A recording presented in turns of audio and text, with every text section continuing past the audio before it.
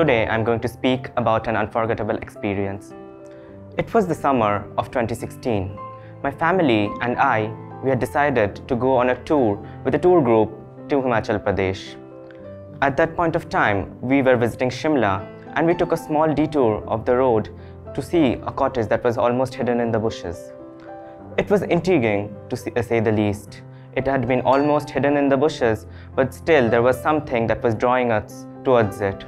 As we neared up to the resort, we found out that it was actually a home resort. Now, in Shimla and most of these places, you find home resorts and traditional hotels. You can opt for either. We decided to take a home resort to stay at Shimla because we wanted to try out the new experience. The entire tour group moved into the home resort and decided to take up their luggage to their individual rooms that had been assigned to them. Me and my parents, we took our luggages and we kept it in safe spaces and then decided to go out to do some local sightseeing, because Shimla is a place full of various beautiful gardens constructed by Mughal emperors, beautiful intricately designed masjids, and not to say there have been small-scale shopping malls and amusement parks that have been popping up in recent times. We visited all of these places. It was a very thrilling experience, and Shimla still remains as a place that I hold dear to my heart. Now, after our sightseeing, it was almost dusk.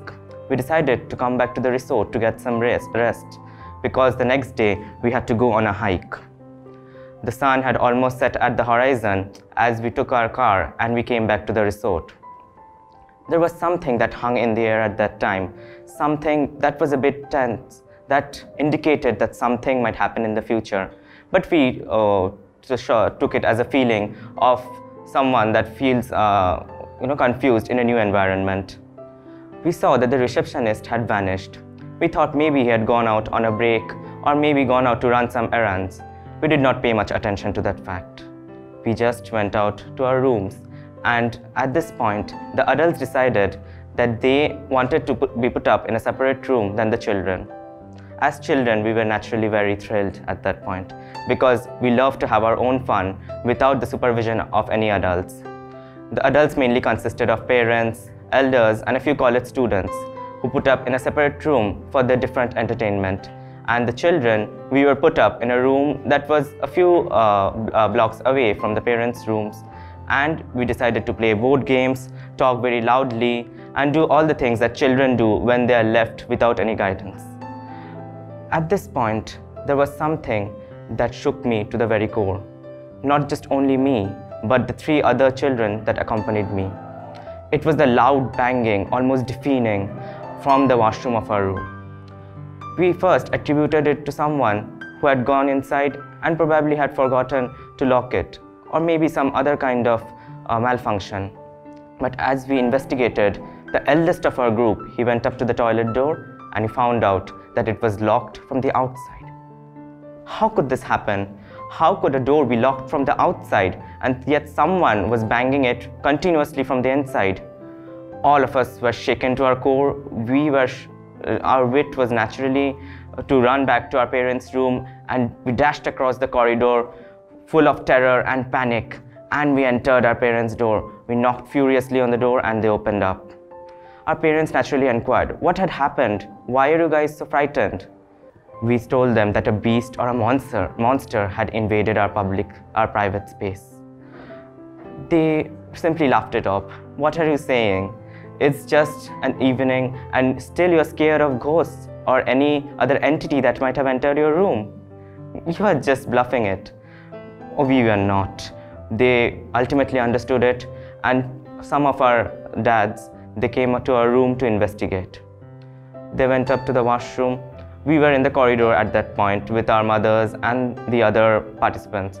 And when they came out of the room, the dad said, "There is nothing at all." Of course, they did not believe us, like who would believe children? But we knew that there was something out of the place.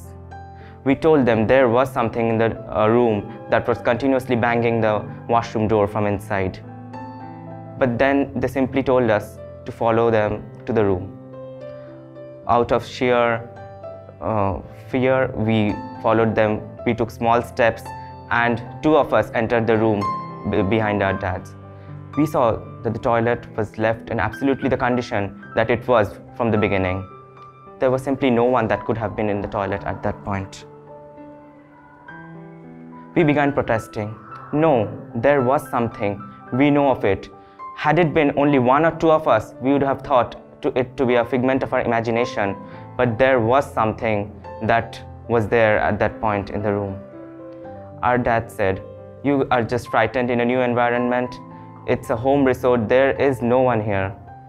But still, we were not fully satisfied with their answer.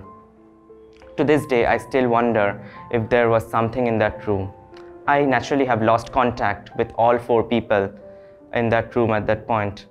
But I believe that even they, in their hearts of heart, they too have the same question. Was there someone else? Now, as I reflect back upon this entire experience, I have to say it is unforgettable in nature.